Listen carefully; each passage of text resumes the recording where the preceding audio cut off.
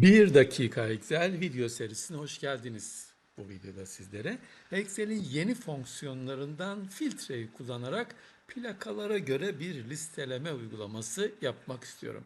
Bakınız burada plakalara göre verilerimiz var. Hayali plakalar vesaire. Buradan istediğim plakayı seçiyorum.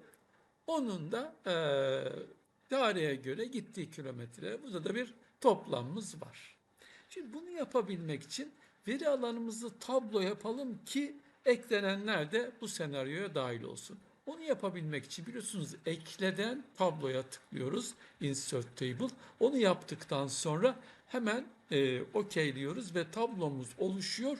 Tablo altı neyse istediğiniz gibi bir ad da verebilirsiniz. Onu kullanıyoruz.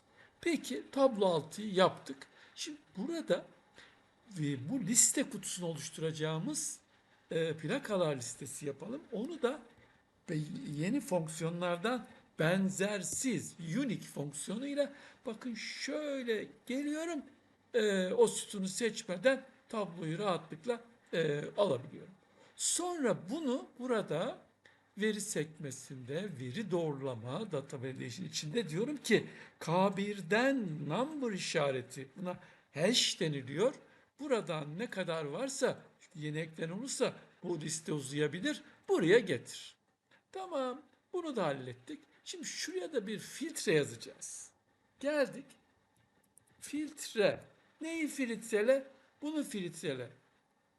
Ama bir de bana şey getir, kilometreyi. Yapabilmek için farklı yöntemlerimiz var. Ama ben şöyle bir şey kullanıyorum.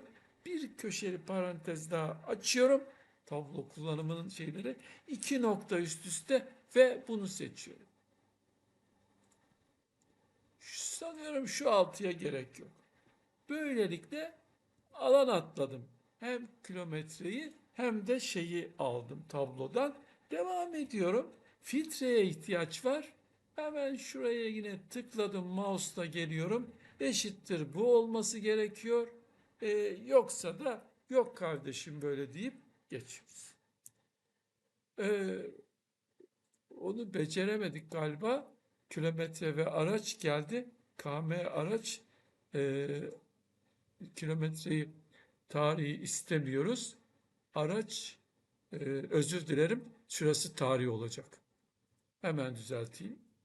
Çünkü araçı istemiyoruz, tarihi istiyoruz. Olabilir, hatalar olsun, beraber düzeltelim. Her şey böyle tıkır tıkır işlemesin senaryolarımızda. Evet, gördüğünüz gibi ufak tefek tekne bu şekilde senaryomuzu tamamladık. Ee, e, Abonelere yönelik de videolar koyduğumuz için abone olmanızı öneriyoruz. Ayrıca isteyenlerin yine workshoplar içinde katıl butonu var. İyi çalışmalar dilerim.